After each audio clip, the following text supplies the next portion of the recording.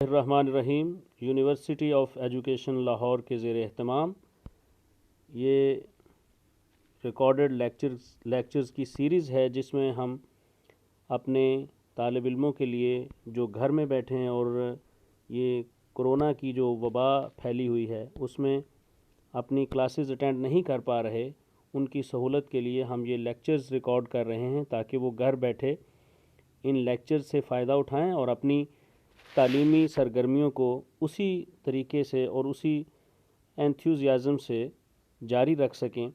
University of education کا mission یہ ہے کہ طلباء کا کسی بھی صورت میں تعلیمی حرج نہیں ہونا چاہیے۔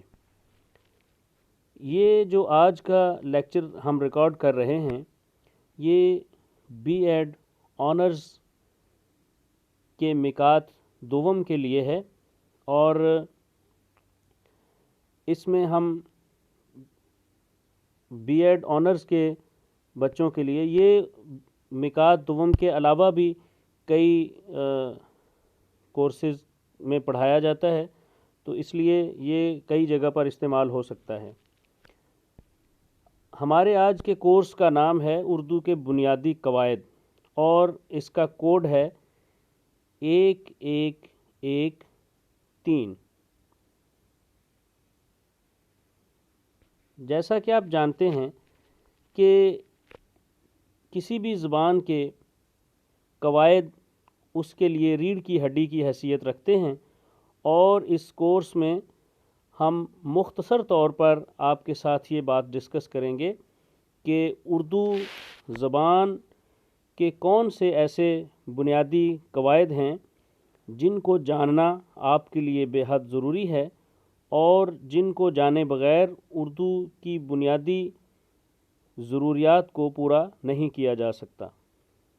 اس کورس میں علم صرف کے بارے میں بات کی جائے گی، علم نحو کے بارے میں بات کی جائے گی، اور علم عروض کے بارے میں بات کی جائے گی، اور اس کے ساتھ ساتھ علم بیان اور علم بدیع کے بارے میں بھی گفتگو ہوگی۔ لیکن جیسے جیسے ہم آگے بڑھیں گے ویسے ویسے الگ الگ لیکچرز کا اہتمام کریں گے، اور ان تمام موضوعات پر الگ الگ لیکچر جو ہیں وہ ریکارڈ کر کے پھر اپنے طالب علموں کو پیش کریں گے تاکہ وہ ہر لیکچر میں ایک خاص ترتیب سے اس کورس کو کے ایک خاص حصے کے بارے میں معلومات حاصل کریں، اور جیسے ہی ہم آگے بڑھیں گے پھر مختلف لیکچرز کی صورت میں اس کورس کو مکمل کریں گے۔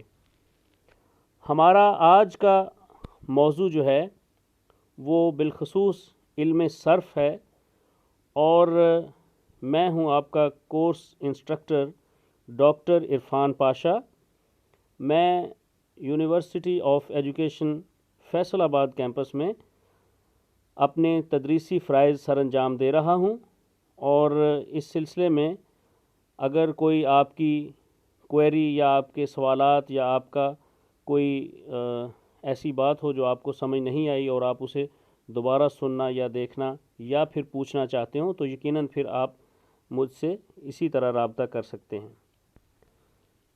تو سب سے پہلے ہم اس بات سے کسی بھی زبان کے قواعد پر جانے سے پہلے یہ ضروری ہے کہ ہم اس کے تعارف حاصل کریں کہ آخر زبان ہوتی کیا ہے اور زبان کا کام کیا ہے۔ سب سے پہلے ہم اس موضوع پر بات کریں گے کہ زبان کیا ہے اور اس کا کام کیا ہے۔ مختصر طور پر صرف یہ بتا دیں کہ زبان وہ وسیلہ ہے جس کے ذریعے ہم اپنے خیالات کو کسی دوسرے آدمی کے ذہن تک پہنچاتے ہیں، یا پھر وہ اپنے خیالات کو ہمارے ذہن تک پہنچاتا ہے۔ یہ کام ہم زبان کے علاوہ نہیں کر سکتے۔ اس سے یہ بات ثابت ہوتی ہے، یا اس سے یہ بات کہنا مقصد ہے کہ زبان کا سب سے اہم کام خیالات کی ترسیل ہے۔ پھر جب ہم کسی زبان کا ذکر کرتے ہیں تو اس کی بناوٹ بھی دیکھنے کی چیز ہوتی ہے، کیونکہ ہمیں یہ جانے بغیر کہ زبان کیسے بنتی ہے یا زبان کیسے بنی ہے اس کا ادراک نہیں ہو سکتا کہ اس کے قواعد کیا ہیں۔ تو زبان کی بناوٹ مختلف آوازوں سے مل کر زبان بنتی ہے۔ مختلف آوازیں جب ملتی ہیں تو ان سے حروف بنتے ہیں، اور مختلف حروف جو ہیں وہ پھر آگے مختلف الفاظ کو جنم دیتے ہیں، الفاظ سے پھر تراکیب بنتی ہیں، اور تراکیب سے جملے بنتے ہیں، اور اس طرح ایک پورا زبان کا جو سٹرکچر اور ڈھانچہ ہے وہ تشکیل پاتا ہے۔ اس کے بعد ہم یہ دیکھتے ہیں کہ جب ہم کسی زبان کو استعمال کرتے ہیں تو ہمارے سامنے سب سے پہلے الفاظ آتے ہیں، کیونکہ ہم جب بھی کسی زبان میں گفتگو کرتے ہیں یا سنتے ہیں یا پڑھتے ہیں یا پھر لکھتے ہیں تو ہر صورت میں ہمارا سامنا الفاظ سے ہوتا ہے۔ مختلف الفاظ مل کر کبھی تراکیب بناتے ہیں، کبھی جملے بناتے ہیں، اور پھر انہی تراکیب اور انہی الفاظ اور انہی جملوں سے ہم اپنا مدعا بیان کرتے ہیں اور دوسرے ہماری بات کو سمجھتے ہیں، اور پھر اسی سے ہم دوسروں کی بات کو سمجھنے کے قابل ہو پاتے ہیں۔ تو جیسا میں نے عرض کیا کہ الفاظ اور جملے دو بنیادی باتیں ہیں کسی زبان کے سٹرکچر میں، تو ان میں سب سے پہلے ہم بات کریں گے الفاظ کی۔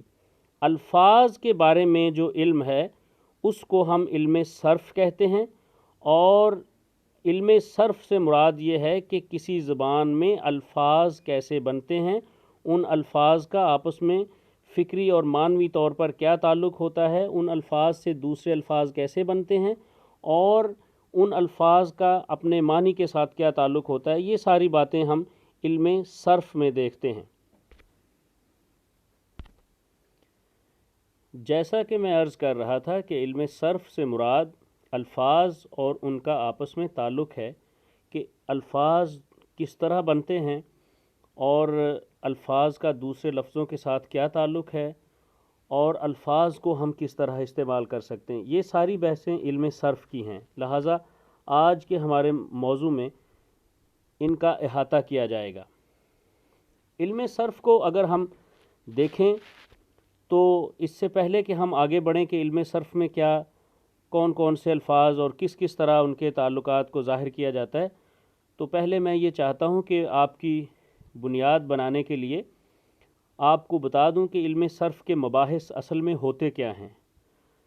ان میں سب سے پہلے تو یہ بات ہے کہ جیسے الفاظ بطور علامت استعمال ہوتے ہیں، کہنے کا مقصد یہ ہے کہ اصل میں جو لفظ ہم بولتے ہیں، فرض کریں کہ ہم کرسی کا لفظ بولتے ہیں، تو وہ جو کر اور سی کی آواز ہم نکالتے ہیں وہ بذات خود کچھ نہیں ہے، اس کے پیچھے ایک چیز ہے جو بیٹھنے کے لیے استعمال کی جاتی ہے، اس کی ایک شکل ہے اور اس کی ایک بناوٹ ہے، وہ چیز ہمارے ذہن میں آتی ہے، ہم نے اس کے لیے کرسی کا لفظ علامت کے طور پر رکھ لیا ہے، اور اب جب بھی ہم یہ علامت بولتے ہیں تو ہمارے ذہن میں کاف رے سین اور چھوٹی اے کی شکل نہیں جاتی، بلکہ اس چیز کی شکل جاتی ہے جس کے لیے ہم نے یہ علامت اختیار کر رکھی ہے، جس چیز کے لیے ہم نے یہ لفظ اختیار کر رکھا ہے، یعنی ہم نے اس کا کوئی نہ کوئی نام رکھا ہوا ہے۔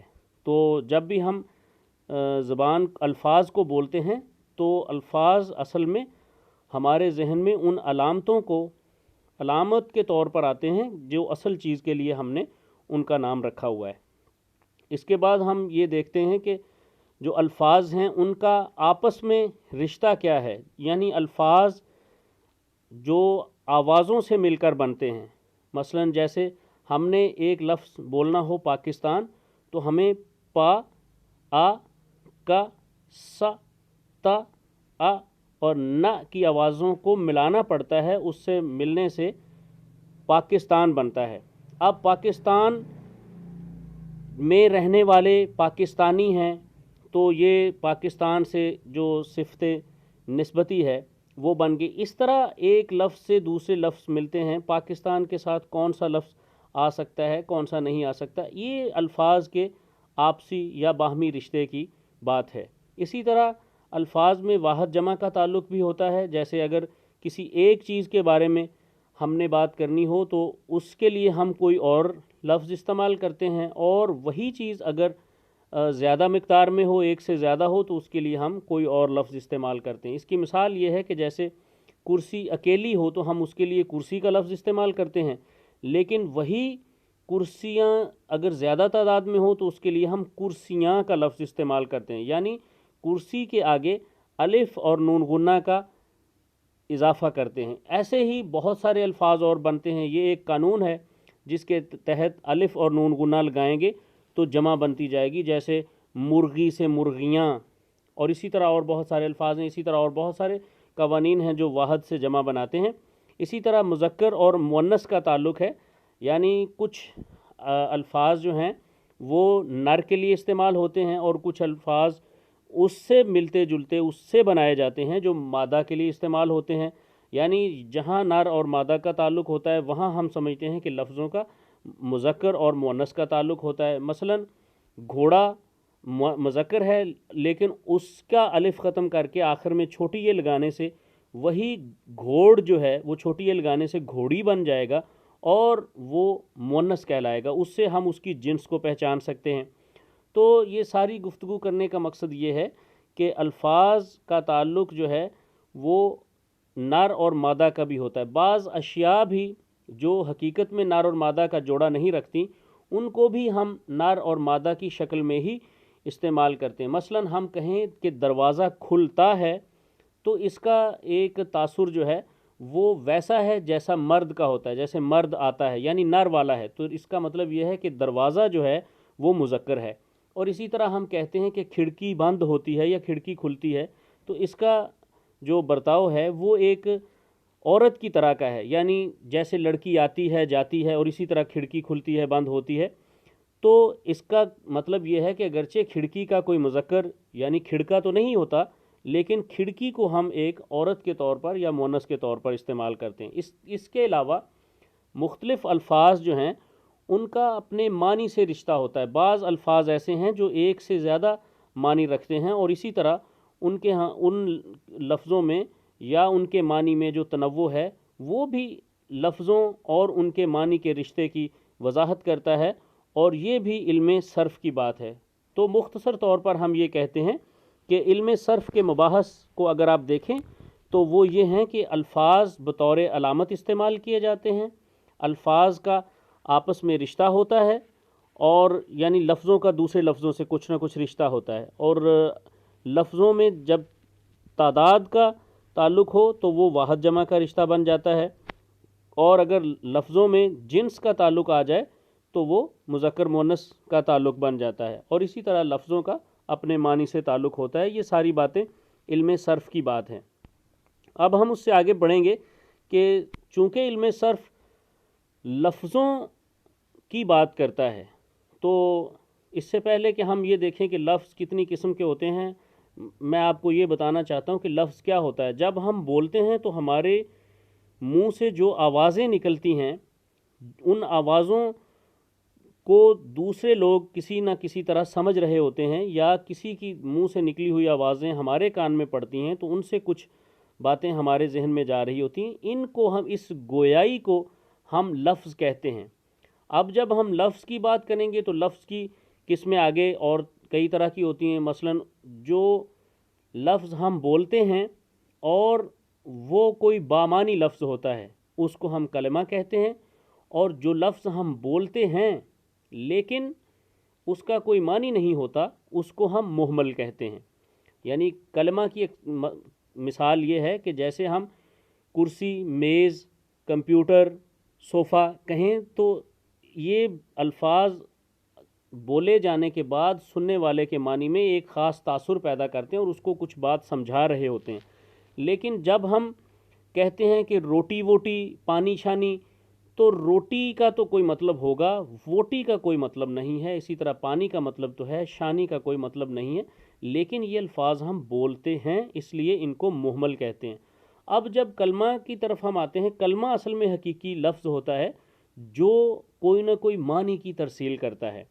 تو یہ جو لفظ ہیں ان کی اقسام اگر آپ دیکھیں تو یہ 3 طرح کے ہوتے ہیں۔ ان کو ہم तीन हिस्सों में बांट सकते हैं. पहले को हम कहते हैं इस्म, दूसरे को फ़ेल और तीसरे को हर्फ. इस्म से मुराद किसी शख्स, चीज़, जगह या फिर किसी कैफियत का नाम है. यानी जब हम किसी शख्स को बुलाते हैं, मसलन जैसे उसका नाम इमरान है तो ये इस्म है. जैसे किसी चीज़ को हम उसके बारे में बात करते हैं, जैसे दीवार के बारे में, जैसे बाग के बारे में, तो वो चूँकि ये चीज़ें हैं इसलिए ये भी उनके नाम रखे हुए हैं, ये भी इस्म हैं. जगह का नाम जैसे हम जिक्र करते हैं, जैसे स्कूल है, जैसे सड़क है, तो ये भी नाम हमने रखे हुए हैं मुख्तलिफ़ जगहों के, इसलिए ये भी नाम है. इसी तरह बाज़ कैफ़ियत होती हैं जिनके हमने नाम रखे हुए हैं. अगर कोई आदमी बहुत ज़्यादा ज़ोर से बोल रहा हो और उसके मुंह से झाग निकल रही हो और किसी दूसरे को गालियां दे रहा हो, तो हम कहते हैं कि वो गुस्से की हालत में है, इसलिए हमने उस हालत का नाम गुस्सा रखा है. अगर कोई आदमी बहुत खुश हो रहा हो और नाच रहा हो और गीत गा रहा हो, तो हम कहेंगे कि ये आदमी बहुत खुश है, खुशी की कैफियत में, इसलिए हमने उस कैफियत का भी नाम रखा है. तो इसलिए किसी शख्स, चीज़, जगह या कैफियत के नाम को इस्म कहते हैं. किसी भी ज़बान में सबसे ज़्यादा तादाद जो लफ्ज़ों की होती है वो अस्मा की होती है. उर्दू को अगर आप देखेंगे तो उर्दू में लाखों की तादाद में अस्मा हैं. सबसे ज़्यादा जो डिक्शनरी है वो इस्मों से भरी पड़ी है, क्योंकि इस्म सबसे ज़्यादा होते हैं और इनका इस्तेमाल बहुत कम होता है. इसकी मिसाल ये है कि जैसे फ़र्ज़ करें कि आप कायद-ए-आज़म मोहम्मद अली जिन्नाह पर एक किताब पढ़ते हैं, तो अगर आप किताब के कुल जो अल्फाज हैं उनको गिन लें और उनमें से नाम निकालें, सिर्फ ये देखें कि कायद-ए-आज़म कितनी जगह पर लिखा है, तो वो यकीनन 50, 60, 100 मैक्सिमम इतनी बार लिखा होगा. लेकिन जो दूसरे हैं, जैसे मैं आपको बताऊंगा फ़ेल और हर्फ हैं, वो बहुत ज़्यादा तादाद में आते हैं. इसके बाद हम बात कर रहे हैं फ़ेल की. वो लफ्ज़ जिसमें किसी काम की तरफ इशारा हो, यानी वो लफ्ज़ हम बोलें तो किसी काम का होना, करना या सहना हमारे सामने आता है, उसको हम फ़ेल कहते हैं. मसलन आना, जाना, रोना, खाना, पीना, पीटना, मारना, ये सब अल्फाज जो हैं ये किसी काम की निशानदही करते हैं, इसलिए इनको हम फ़ेल कहते हैं. तो फ़ेल से मुराद है किसी काम का करना, होना या सहना, यानी ऐसे लफ्ज़ जिनमें किसी काम का ज़िक्र हो उनको हम फ़ेल कहते हैं. तो किसी भी ज़बान में उर्दू समेत जो दूसरे नंबर पर अल्फाज इस्तेमाल होते हैं उनका नाम फ़ेल है. यानी उर्दू में अगर आप देखें तो आप कामों की तादाद अगर निकालना शुरू करें तो मेरा नहीं ख्याल कि आप चंद 100 से ज़्यादा आगे बढ़ सकेंगे. ये 1000 भी मुकम्मल नहीं हो पाएंगे अगर आप एक तफसील कामों की, आना, जाना, रोना, पीना, खाना, मरना, जीना, जागना, सोना, उठना, इन सब की एक फ़हरिस्त बनाएं तो ये चंद 100 से ज़्यादा आगे नहीं जाएगी. और ये इस्तेमाल में सबसे ज़्यादा हैं. कोई भी ऐसा जुमला नहीं बनता जिसमें फ़ेल इस्तेमाल ना हो. फिर उसके बाद आखिरी बात हर्फ है, और हर्फ से मुराद ये है कि जिस तरह एक पेन ने मुख्तलिफ़ सफ़ों को जोड़कर एक कॉपी की शक्ल दी होती है, या जिस तरह वेल्डिंग के एक टुच ने या वेल्डिंग के एक जोड़ ने किसी दो सलाखों को जोड़कर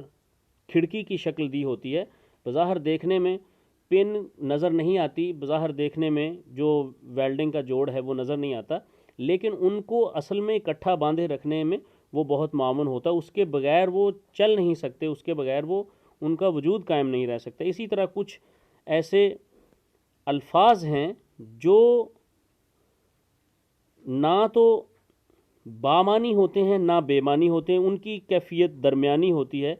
यानी अगर हम उनको सिंगल हैंडेडली बोलें तो उनका कोई मतलब सामने नहीं आता, लेकिन जब वो जुमलों में शामिल हो जाते हैं तो उनसे कोई ना कोई मतलब क्लियर होता है. और सबसे बड़ी बात यह है कि जुमलों से अगर ये हरूफ निकाल दिए जाएं तो जुमले बिल्कुल बेमानी हो जाते हैं. इसकी मिसाल ये है कि जैसे ने, से, को, तक, पर वगैरह को अगर आप सिंगल हैंडेडली बोलें, आपसे पूछा जाए कि ने का क्या मतलब है, तो यकीनन आपके जहन में कोई मतलब नहीं आएगा. اسی طرح پر کا بھی کوئی مطلب نہیں ہوگا، لیکن جب ہم کہتے ہیں کہ حامد نے احمد سے کتاب لے کر دیوار پر دے ماری، تو یہ جو الفاظ اس میں نے، سے، کر، یہ جو الفاظ استعمال ہوئے ہیں، ان سے یقیناً معنی پیدا ہوتا ہے، اور اگر ان کو آپ نکال کر جملے کی ساخت دیکھیں تو وہ جملہ بالکل ٹوٹ جائے گا اور ختم ہو جائے گا، اور اس میں کوئی معنویت باقی نہیں رہے گی۔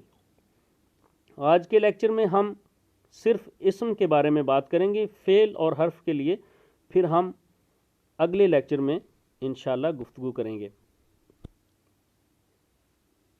اسم، جیسا کہ میں آپ سے عرض کر چکا ہوں کہ اسم سے مراد کسی شخص، چیز یا جگہ یا کیفیت کا نام ہے۔ تو اسم کی جو دو بڑی قسمیں ہیں معنی کے لحاظ سے، ویسے تو زیادہ ہیں، لیکن چونکہ آپ کا بالکل بنیادی کورس ہے اس لیے آپ کو زیادہ تفصیلات میں جانے کی ضرورت نہیں ہے۔ جو اسم کی دو بڑی قسمیں ہیں ان میں سے ایک کو ہم اسم معرفہ کہتے ہیں اور دوسرے کو ہم اسم نکرہ کہتے ہیں۔ اسم معرفہ سے مراد کسی خاص شخص، چیز یا جگہ یا کیفیت کا نام ہے۔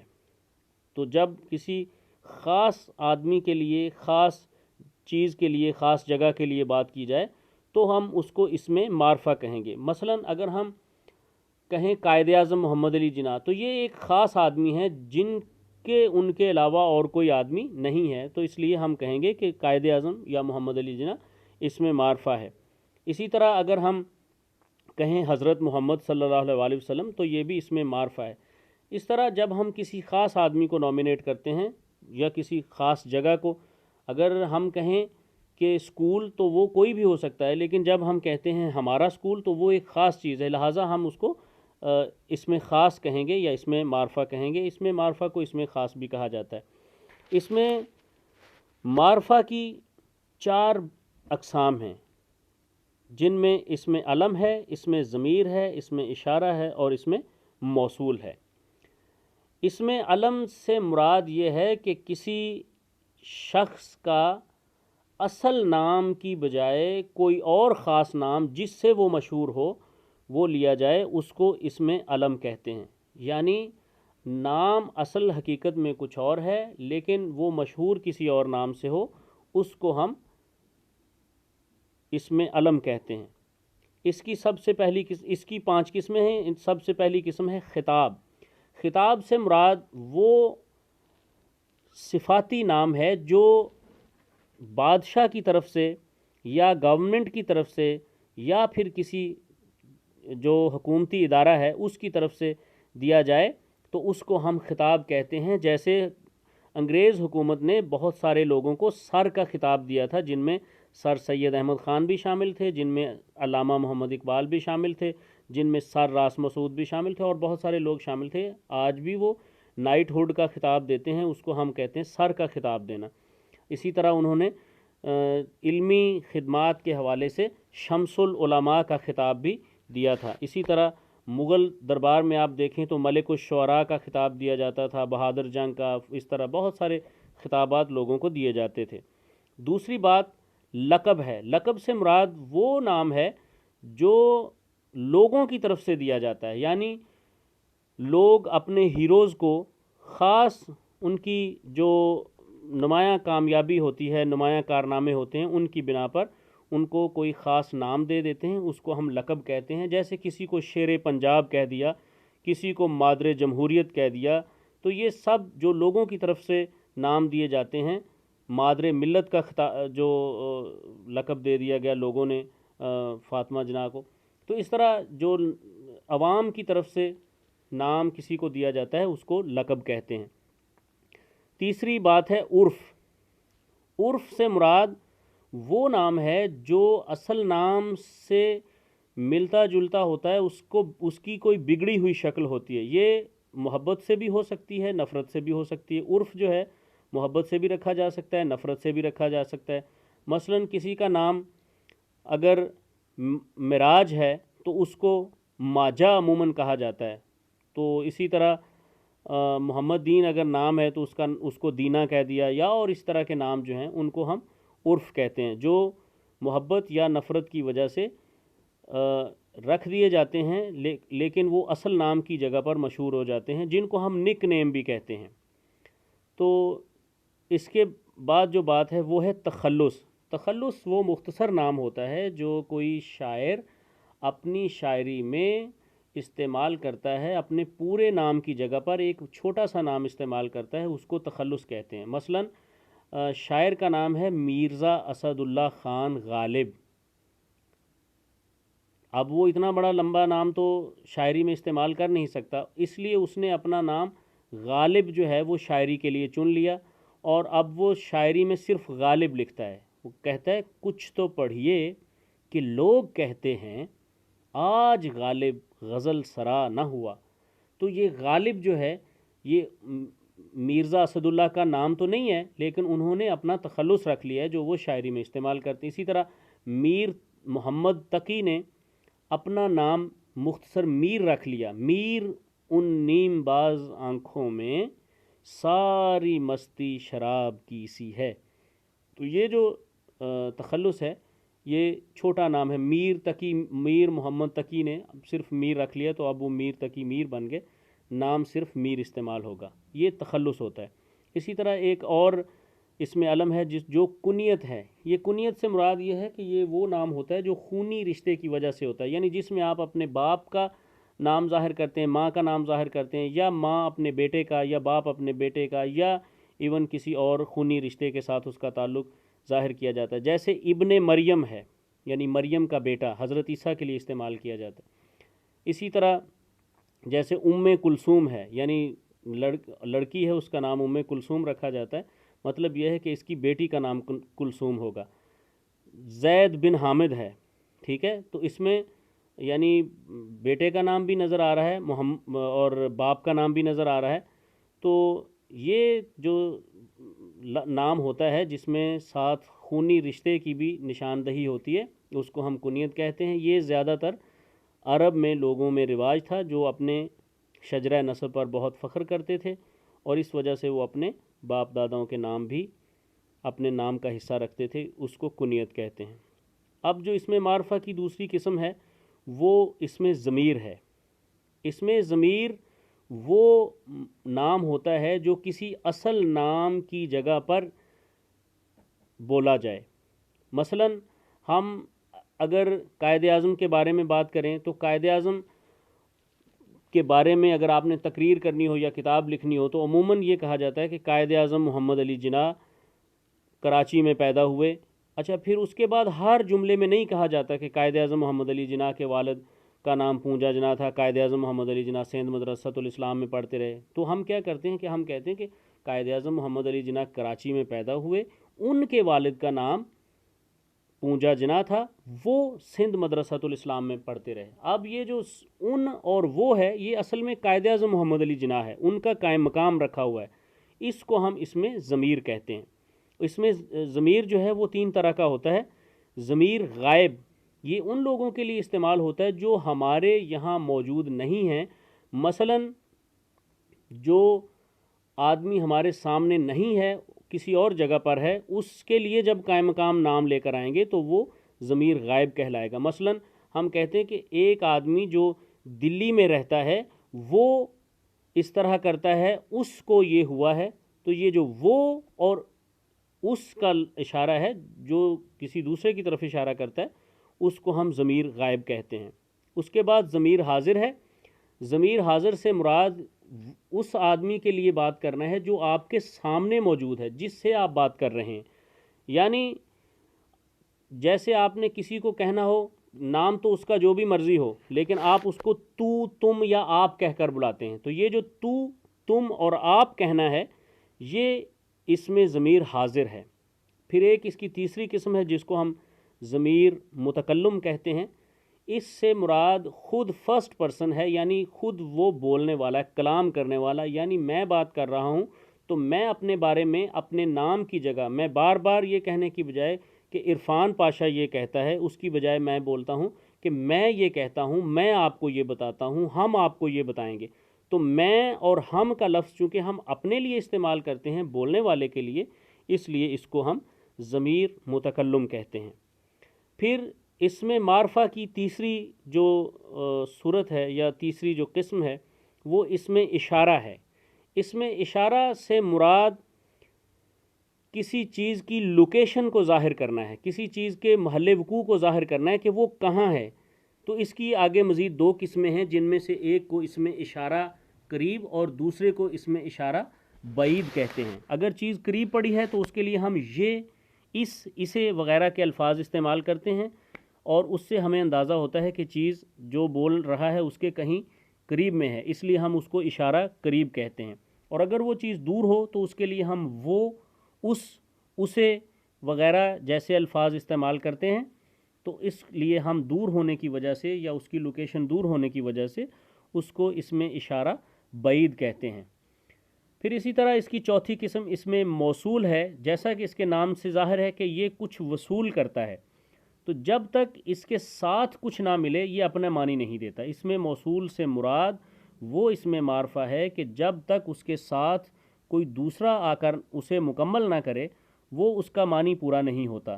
اس کی مثال جو، جس، جسے، جیسا، جتنا وغیرہ ہیں۔ مثلا آپ کہیں جو کام کرے گا، تو یہ بات پوری نہیں ہوئی جب تک آپ یہ نہیں ساتھ کہتے کہ جو کام کرے گا وہ کامیاب ہو جائے گا۔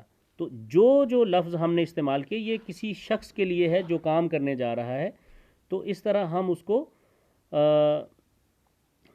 یہ کہیں گے کہ جب تک اس کے ساتھ کچھ اور ملے گا نہیں آ کر ہمیں بات کی پوری طرح سمجھ نہیں آئے۔ اگر ہم اتنا کہہ کر چھوڑ دیں جو محنت کرے گا، یا جس نے جانا ہے، یا جتنا گڑ ڈالو گے، تو ہمیں کوئی بات پتہ نہیں چلتی کہ اس کا مطلب کیا ہے۔ جب ہم اس کے ساتھ پھر آگے ملائیں گے کہ جتنا گڑ ڈالو گے اتنا ہی میٹھا ہوگا، تو جب تک ہمیں یہ موصول نہیں ہوگا ہمیں بات کی سمجھ نہیں آئے گی، اس لیے ہم اس کو اسم موصول کہتے ہیں۔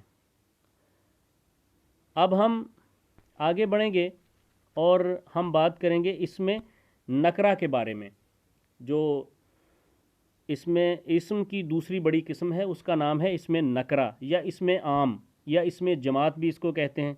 اس سے مراد کسی عام شخص، چیز، جگہ یا کیفیت کا نام ہے۔ کسی عام چیز، شخص، جگہ جو ہم اپنی روزمرہ زندگی میں استعمال کرتے ہیں، جب ہم ان کا نام لیتے ہیں تو اس سے مراد اسم عام ہے یا اسم نکرہ ہے یا اسم جماعت ہے۔ اسم جماعت اس لیے اس کو کہا جاتا ہے کہ یہ ایک پوری قسم کو ظاہر کرتا ہے۔ مثلا اگر آپ لڑکی کہیں تو لڑکی سے مراد کوئی بھی لڑکی، دنیا بھر میں جتنی بھی لڑکیاں ان میں سے کوئی بھی ہو سکتی، یعنی یہ لڑکیوں کی پوری جماعت کو ظاہر کرتی ہے۔ اگر آپ لڑکا کہیں تو لڑکا سے مراد کوئی بھی لڑکا ہو سکتا ہے جو دنیا بھر کے لڑکوں میں شامل ہے، اور دنیا بھر کے لڑکے اس میں شامل ہو جاتے ہیں۔ اس لیے ہم کہتے ہیں کہ یہ لڑکا کہنا ایک پوری جماعت کو ظاہر کرتا ہے، ایک پوری صنف کو ظاہر کرتا ہے، تو اس لیے ہم اس کو اسم جماعت بھی کہتے ہیں۔ اسم نکرہ سے ویسے مراد عام اسم ہے، یعنی جو خاص نہ ہو۔ اسم نکرہ کی ویسے تو بہت ساری اقسام ہیں، لیکن آپ کی سہولت کے لیے ہم نے ان میں سے کچھ سلیکٹ کی ہیں، اور چونکہ ہمارا مقصد آپ کو بنیادی معلومات فراہم کرنا ہے، اس لیے ساری اگر ہم استعمال کریں گے تو وہ پھر آپ کے لیے یاد رکھنا بھی مشکل ہو جائے گا، اور اس طرح آپ ان کو سمجھ بھی نہیں پائیں گے۔ اس لیے ہم نے کچھ کا انتخاب کیا ہے، وہ آپ کی خدمت میں پیش کر رہے ہیں۔ سب سے پہلے ہے اسم صفت۔ اسم صفت سے مراد یہ ہے کہ ایسا عام نام جو کسی آدمی یا جگہ یا چیز کی اچھائی یا برائی دونوں کو بیان کر رہا ہو، یا دونوں میں سے کسی ایک کو بیان کر رہا ہو، اس کو اسم صفت کہتے ہیں۔ مثلا جیسے اچھا، برا، لمبا، ٹھگنا، جو بھی اس طرح کے الفاظ ہیں جن میں سے آپ کسی کی صفت کرتے ہیں یا کسی کی برائی یا اچھائی کرتے ہیں، ان کو ہم اسم صفت کہتے ہیں۔ اسی طرح اسم نکرہ کی ایک اور قسم جو ہے اس کا نام اسم آلہ ہے۔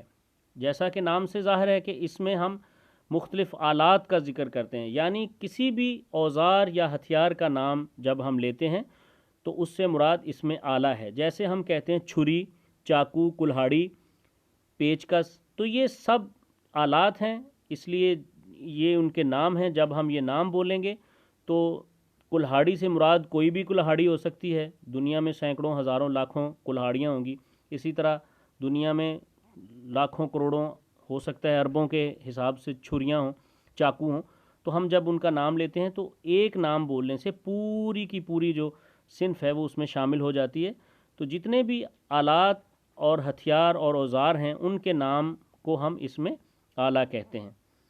इसी तरह इसमें नकरा की एक और किस्म है जिसका नाम इसमें सौत है। सौत का मतलब आवाज़ होता है, और जब हम कोई आवाज़ सुनते हैं तो उसको बयान करने के लिए हम इसमें सौत इस्तेमाल करते हैं। जैसे कोई कौवा बाहर बोल रहा हो तो हमने बताना हो तो हम कहते हैं कि वो काएँ काएँ कर रहा है।